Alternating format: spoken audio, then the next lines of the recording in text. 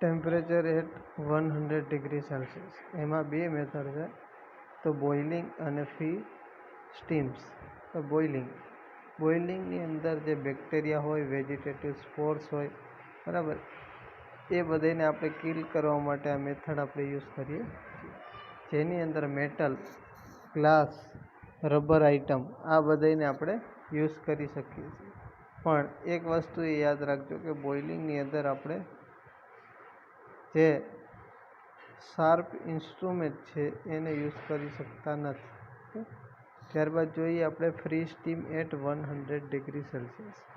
In this method steam at 100 degree Celsius under the normal atmospheric pressure. આમાં જે pressure normal હોય, બરાબર, substance like the sugar, gelatin may be decompose થાય on long heating. આપણે heat કરીએ એને કારણે જે પણ પ્રેશર છે, જે પણ વસ્તુ છે એ એટલે કે આની અંદર શું થશે, લોંગ હીટ કરશું એને કારણે કોઈ પણ વસ્તુ છે એ ડીકમ્પોઝ થઈ જાય. This can be avoided by the tyndallisation. Tyndallisation એટલે શું? એના દ્વારા અવોઇડ કરી શકાય. એનો મતલબ એ કે substance or material that may be damage by the high temperature. Tyndallisation એટલે શું? એવું સબસ્ટન્સ કે જે હાઈ ટેમ્પરેચરથી ડેમેજ થતું હોય એ સબસ્ટન્સ યુઝ કરો તો એ મેથડને કહેવાય ટેન્ડલાઇઝેશન યુઝ. કેના માટે યુઝ કરી શકાય ટેન્ડલાઇઝેશનની મેથડ? કે જે હાઈ ટેમ્પરેચરે જે સબસ્ટન્સ છે ડેથ થાય છે અથવા ડેમેજ થાય છે એના માટે. The material is heated by the 90 or 100 degree about 30 minute on each of 3 successive day. 3 day સુધી આવી રીતના કરવામાં આવે છે. Left 37 degree in intervene period. Intervene પીરિયડની અંદર આ વસ્તુ વારી ઘડીએ 3 દિવસ માટે કરવામાં આવે તો એ જે મેથડ થઈ એને કહેવાય tyndallisation method. Vegetative cell are killed during the heating period during the 37 degree incubation and any endospore that survive will germinate. એટલે કે 3 દિવસથી આપણે એને કન્ટિન્યુઅસલી હીટિંગ આપીએ છીએ એને કારણે કોઈ પણ જાતના એન્ડોસ્કોપિક ડેવલપમેન્ટ થશે નહીં. They too are killed in a next round of steam treatment. ધારો કે આવું કોઈ ગ્રોથ છે જોવા મળે છે તો એ નેક્સ્ટ રાઉન્ડ કિલ ટ્રીટમેન્ટ ચાલુ જ રહેશે. 3 કાયમી દિવસમાં એક ફેરે છે એને હીટિંગ આપવામાં આવે છે, એને કારણે એવા કોઈ પણ વેજીટેટિવ ગ્રોથ છે જોવા મળશે નહીં. Temperature above 100 degree Celsius. Moist હીટની અંદર મોસ્ટલી યુઝ થતી કોઈ મેથડ હોય તો આ છે અબોવ 100 ડિગ્રી સેલ્સિયસ વાળી, બરાબર, જેની અંદર આપણે પ્રેશર પણ આપીશું અને સ્ટીમ પણ આપીશું. કે જેની અંદર આપણે શું આપીએ છીએ, સ્ટીમ પણ આપીએ છીએ ને પ્રેશર પણ આપીએ છીએ. Saturated steam has more advantages than hot air oven because it is provide a greater lethal action and quicker in a heating up article. આ છે હોટ એર ઓવન કરતાં વધારે ગ્રેટર ઇફેક્ટ આપે છે બીકોઝ ઓફ કે આમાં જે heating છે એ વધારે હોય છે. હોટ એર ઓવનમાં આપણે જોયું હતું કે બિલો 100 ડિગ્રી વાળું, બરાબર, તો હીટિંગ છે વધારે આપે છે. બીજું આની અંદર આપણે શું કરી શકીએ તો કે stopper paper, surgical linen, cloth wraps, hollow apparatus આ બધાય પણ આપણે 100 ડિગ્રી કરતાં અબોવ ડિગ્રી સેલ્સિયસે આપણે એને સ્ટરાઇલ કરી શકીએ છીએ. એની મોસ્ટ કોમનલી મેથડ છે ઓટોક્લેવ. તો જોઈએ autoclave. Autoclave is the specialize equipment design to delivery heat under the pressure to a chamber. આમાં બે વસ્તુ યુઝ થશે, હીટનો પણ યુઝ થશે અને બીજું પ્રેશરનો પણ યુઝ થાય છે. Use of autoclave is a decontaminating or sterilising the content of chamber. એનો યુઝ શું છે? સ્ટરીલાઇઝ કરવું, કેને? જે ચેમ્બર છે એને.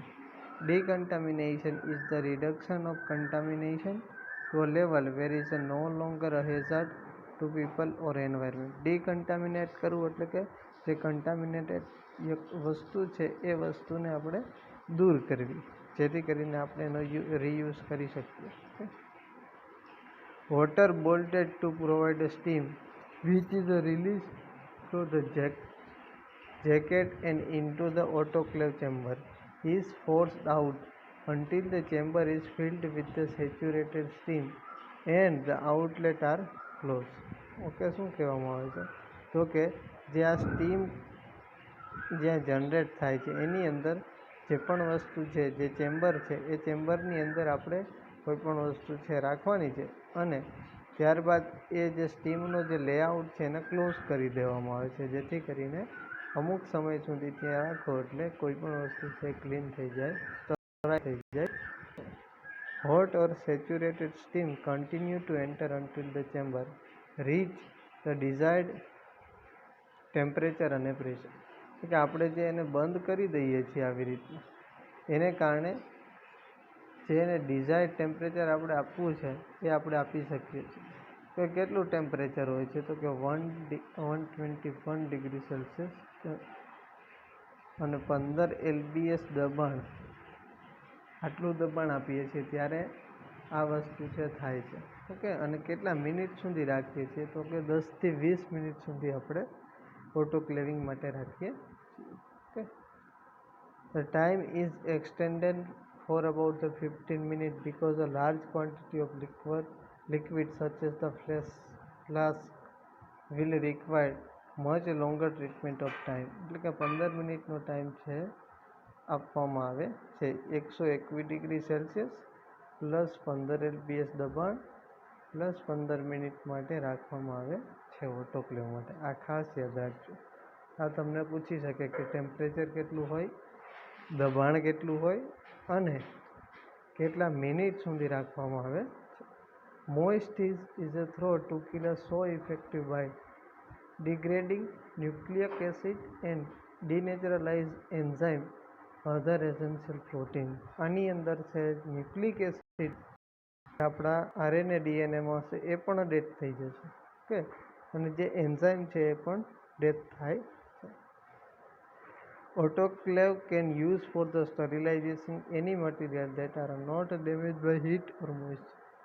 એટલે કે એવા મટીરિયલને આ લોકો ઓટોક્લેવ કરી શકાય જે હીટ અને મોઇસ્ટ દ્વારા છે એ બગડી જતા નથી. એવા કોઈ પણ મટીરિયલ હોય તો એ મટીરિયલને આપણે ઓટોક્લેવિંગમાં રાખી શકીએ છીએ. ઓકે, જેમ કે રબર ગ્લોવ્સ છે, બરાબર, એ બધાને રાખી શકાય. When sealed container of liquid are sterilized, it is essential that the autoclave cool without being opened or evacuated. Otherwise, the container may explode as the external pressure are varied with the inside pressure. એટલે કે જો બહારનું વાતાવરણ અને અંદરનું જે વાતાવરણ છે એ બે વાતાવરણ છે એને બંને વચ્ચે છે એનું ટેમ્પરામેન્ટ સરખું રહે એ ખાસ ધ્યાન રાખવાનું છે. જેમ કે આપણે કોઈ પણ વસ્તુને આપણે ઓટોક્લેવિંગમાં મૂકીએ છીએ તો એ પહેલેથી જ એટલી ઠંડી ના હોવી જોઈએ કે ગરમ ના હોવી જોઈએ, જેથી કરીને આપણે અંદરના વાતાવરણમાં એને રાખશું તો એને જે ટાઈમિંગ છે એ વધારે લાગી શકે. અને આપણે તો એવો ટાઈમર સેટ કરેલો હોય કે 15 મિનિટમાં ટાઈમર વાગશે, પણ 15 મિનિટની અંદર છે બધું છે ડિસઇન્ફેક્ટ થયેલું હશે નહીં. એટલા માટે થઈને આ વસ્તુ ધ્યાનમાં રાખવાની છે. ત્યારબાદ છે જેમ હાઈ ટેમ્પરેચર હતું એમ છે લો ટેમ્પરેચર. તો લો ટેમ્પરેચર આપણે આપીએ કોઈ પણ વસ્તુને તો પણ એમાં કોઈ પણ જાતના માઇક્રો ઓર્ગેનિઝમ છે એ ગ્રોથ કરી શકતા નથી. ઓકે, જેમ કે તમને ઉદાહરણ આપું કે -20 ડિગ્રી સેલ્સિયસે તમે કઈ વસ્તુને રાખો છો તો એમાં માઇક્રોબિયલ ગ્રોથ છે શું થઈ જશે, ડિક્રીઝ થઈ જશે. ઓકે, જેમ કે micro organism will be killed by the ice crystal disruption of cell membrane. એટલે કે જેનું સેલ મેમ્બ્રેન છે એને જ તોડી નાખે છે, બરાબર. જેથી કરીને ફ્રીઝિંગ છે એ પણ આપણે લોંગ ટર્મ સ્ટોરેજ માટે પણ યુઝ થાય છે, બરાબર. જેથી કરીને કોઈ પણ સેલ છે એનું સેલ મેમ્બ્રેન જ પ્રોડક્ટ નહીં થાય, બરાબર, સેલ મેમ્બ્રેન જ નહીં બને તો એને તોડી નાખે તો કોઈ પણ જાતના બેક્ટેરિયા છે ગ્રો કરી શકે નહીં. એટલે આપણે સ્ટોરેજ માટે પણ યુઝ કરીએ છીએ.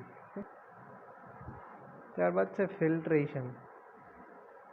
This method of sterilization is used for the substance which get damaged by heat process. આમાં એવા સબસ્ટન્સને યુઝ કરવામાં આવે છે કે જે સ્ટરિલાઇઝેશનમાં ડેમેજ થઈ શકે એમ હોય, જેમ કે સુગરનું કોઈ વસ્તુ છે એને તમારે ડિસઇન્ફેક્ટન્ટ કરવું છે, એના ઉપર કોઈ પણ માઇક્રો ઓર્ગેનિઝમ રહેલા છે, એ માઇક્રો ઓર્ગેનિઝમને તમારે કિલ કરવા હોય તો તમારે ફિલ્ટ્રેશનમાં રાખવું પડે. કારણ કે તમે આને હીટ આપશો, ડાયરેક્ટ હીટ અથવા મોઇસ્ટ હીટ આપશો તો આ તો ઓગળી જશે, બરાબર. તો એના માટે તમારે ફિલ્ટ્રેશન છે કામ આવશે, બરાબર. તો કે ફિલ્ટ્રેશનના યુઝ શું છે? તો કે સ્ટરાઇલ સેરા, સુગર્સ અને એન્ટીબાયોટિક સોલ્યુશન માટે, separation of toxins, bacteriophages from the bacteria and sterilisation of hydrate fluid. આ જે ફ્લુઇડ છે એ બધાને સ્ટરાઇલ કરવા હોય તો એ બધા માટે તમે ફિલ્ટ્રેશન યુઝ કરી શકો. ત્યારબાદ છે રેડિયેશન. રેડિયેશનમાં પણ બે ટાઈપ પડે છે, આયોનાઇઝિંગ રેડિયેશન અને નોન આયોનાઇઝ રેડિયેશન. આયોનાઇઝ રેડિયેશન એટલે શું? કે એમાં અમુક આયનના યુઝ થાય છે, જેમ કે ગામા રે, એક્સ રે, કોસ્મિક રે. તો આ બધા શું કરે કે જે સેલના જે મેમ્બ્રેન છે એનીથી સેન્સિટિવ હોય, જેથી કરીને જે ડેમેજ ટુ DNA કરશે, okay, by the various mechanism. Gamma radiation are commonly use, જોજો, for sterilisation of disposable items such as the syringe, swab, culture plates, cannula and catheter. એટલે કે જે રબર આઇટમ છે એ રબર આઇટમને mostly તમારે sterile કરવી હોય તો એમાં તમે ગામા રેઝનો ઉપયોગ કરી શકો છો. આ પૂછાય છે. ત્યારબાદ છે નોન આયોનાઇઝિંગ. નોન આયોનાઇઝિંગમાં આવી ઇન્ફ્રારેડ રે અને યુવી લાઇટ્સ, બરાબર. એના દ્વારા પણ જે DNA છે અને એના ઉપરનું જે પ્રોટીન છે એને શું કરવામાં આવે? ડિનેચરેશન ઓફ બેક્ટેરિયા થાય, ઓકે, એને તોડી નાખવામાં આવે છે, બરાબર. એ યુવી રે ક્યાં આપણે યુઝ કરીએ છીએ? તો કે એક તો કેન્સર થેરાપીમાં પણ યુઝ થાય. પછી બીજું સ્ટરિલાઇઝેશન તરીકે ક્યાં યુઝ કરે? તો કે જે બાયોકેમિકલ લેબોરેટરી હોય ને એની અંદર આનો યુઝ થાય. ઓપરેશન થિયેટર હોય એની અંદર આનો યુઝ કરી શકાય છે. ત્યારબાદ છે કેમિકલ મેથડ. અમુક કેમિકલ છે એનો પણ એન્ટિસેપ્ટિક અને ડિસઇન્ફેક્ટન્ટ તરીકે આપણે યુઝ કરીએ છીએ. તો કે ક્યાં ક્યાં એના એવા છે કેમિકલ્સ? પહેલું તો છે આલ્કોહોલ. આલ્કોહોલ એટલે કે જે આલ્કોહોલ પીવાય છે એ નહીં, એના અલગ અલગ ફોર્મ હોય આલ્કોહોલના. એમાં પણ બે ફોર્મ છે એ જ મોસ્ટલી યુઝ થાય છે, ઇથાઇલ આલ્કોહોલ અને આઇસોપ્રોપાઇલ આલ્કોહોલ. એ છે ને સ્કિન એન્ટિસેપ્ટિક તરીકે યુઝ થાય. આપણે અત્યારે જે ડિસઇન્ફેક્ટન્ટ તરીકે આપણે જે લઈએ છીએ, બરાબર, જે હાથમાં ને એને હાથ ડિસઇન્ફેક્ટ કરવા માટે જે યુઝ કરીએ છીએ એ બધા આઇસોપ્રોપાઇલ આલ્કોહોલથી બનેલા હોય, બરાબર. તો એ ટેમ્પરરી કોઈ બેક્ટેરિયા, કોઈ વાયરસનો ગ્રોથ અટકાવવા માટે તમે એને યુઝ કરી શકો છો, ઓકે. ત્યારબાદ છે આલ્ડીહાઇડ. એમાં પણ ખાસ કરીને કયો આલ્ડીહાઇડ? કે ફોર્માલ્ડીહાઇડ. એ બંને ફોર્મમાં યુઝ થાય. એક તો ગેસ સ્વરૂપે પણ થાય અને સોલ્યુશન સ્વરૂપે પણ થશે. બે રીતના છે એનો યુઝ કરી શકાય છે, બરાબર. એના યુઝિસ શું છે? તો કે બેક્ટેરિયલ વેક્સિન તરીકે કામ કરે છે. To prepare the toxoid from toxin. ટોક્સિનમાંથી ટોક્સોઇડ બનાવવા માટે, બરાબર, એના માટે યુઝ થાય. For killing of bacterial culture. Bacteria કલ્ચરને કિલ કરવા માટે પણ યુઝ થાય છે. ત્યારબાદ છે ગ્લુટાલ્ડીહાઇડ. એ પણ કેમિકલ તરીકે કામ કરે. 2% એનું સોલ્યુશન છે આપણે કોમનલી યુઝ કરીએ છીએ. કેના માટે? તો કે જે સાઇડેક્સ આપણે બનાવીએ છીએ, જે ઓટી હોય ઓપરેશન થિયેટર, ત્યાં સાઇડેક્સનો યુઝ થાય છે. તો આ સાઇડેક્સમાં આપણે ગ્લુટાલ્ડીહાઇડ નાખીએ છીએ, બરાબર. It is a use for delicate the instrument having a lenses. જે લેન્સીસવાળા ઇન્સ્ટ્રુમેન્ટ છે એ ઇન્સ્ટ્રુમેન્ટને ક્લીન કરવા માટે આપણે સાઇડેક્સ બનાવીએ છીએ અને એમાં આપણે ગ્લુટાલ્ડીહાઇડનો યુઝ કરીએ છીએ. જેમ કે સ્ટરિલાઇઝેશન ઓફ સિસ્ટોસ્કોપ, એન્ડોસ્કોપ, બ્રોન્કોસ્કોપ, બરાબર. તો લંગ્સની અંદર બ્રોન્કોસ્કોપી કરવામાં આવે, એન્ડોસ્કોપી પેટની અંદર થાય, સિસ્ટોસ્કોપી છે એ પણ કરવામાં આવે છે, બરાબર. તો આ બધા જે સ્કોપી ડૉક્ટરો દ્વારા થતી હોય તો એને ત્યારબાદ સ્ટરિલાઇઝેશન કરવા માટે સાઇડેક્સનો ઉપયોગ થાય. To sterilise the plastic endoscopic tube, face mask, rubber anaesthetic tube, metal instrument વગેરે વગેરે, આ બધામાં છે ગ્લુટાલ્ડિહાઇડનો ઉપયોગ થાય છે, બરાબર. ત્યારબાદ છે હેલોજન. હેલોજનનો ઉપયોગ ક્યાં થાય? તો કે ક્લોરીન અને iodine are the two common use the disinfectant. બે કોમનલી યુઝ ડિસઇન્ફેક્ટન્ટ હોય તો એ છે ક્લોરીન અને iodine. Chlorine is use in a water supply and swimming pool. ક્લોરીનનો યુઝ ક્યાં થાય? ડિસઇન્ફેક્ટન્ટ તરીકે. ડિસઇન્ફેક્ટન્ટ એટલે શું? કે જે બેક્ટેરિયાને કિલ નહીં કરી શકે. બધા જ બેક્ટેરિયાને કિલ નથી કરી શકતો પણ એનો ગ્રોથ રોકી શકે.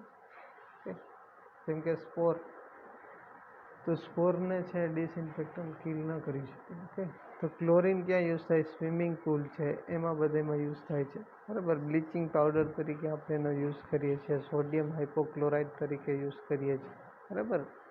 તો એ ડિસઇન્ફેક્ટન્ટ માટે જવાબદાર છે. Bleaching powder or hypochlorite solution is widely use for human immuno deficiency virus infected material. એટલે કે HIV ગ્રસ્ત કોઈ બી દર્દી છે એની તમે સારવાર કરેલા કોઈ પણ તત્વ છે એને તમારે આ સોલ્યુશનમાં ડુબાડીને રાખવું પડે, પછી જ તમે એને બીજાના યુઝ માટે લઈ શકો છો. સ્કિન ડિસઇન્ફેક્ટન્ટ તરીકે પણ કામ કરશે. બીટાડીન છે જે આપણે નોર્મલી આયોડિન કમ્પાઉન્ડ છે, બરાબર. એ પણ મોસ્ટલી એક જાતનું હેલોજન જ છે. ઓકે, તો એ બધાને આપણે યુઝ કરીએ છીએ. ત્યારબાદ છે ઓક્સિડાઇઝિંગ એજન્ટ. કે એમાં છે H2O2, હાઇડ્રોજન પેરોક્સાઇડ. કે હાઇડ્રોજન પેરોક્સાઇડ છે વાઇડલી યુઝ થાય છે,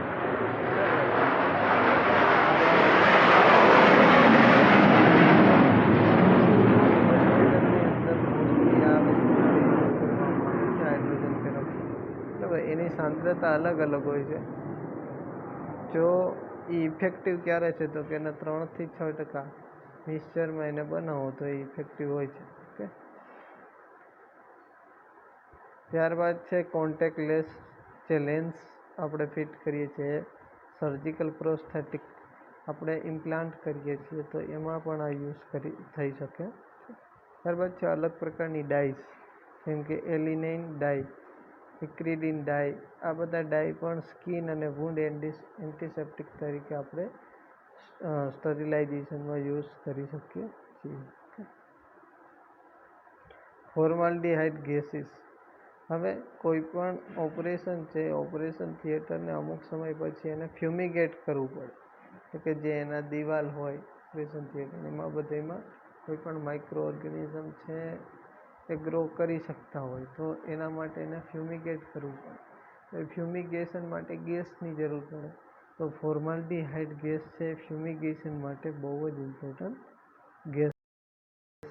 અને ફોર્માલ્ડિહાઇડ ગેસ સાથે KMnO4 તમે એડ કરો તો એનું જે મિક્સચર બને છે મોસ્ટલી ફ્યુમિગેશનમાં ઉપયોગ થાય છે.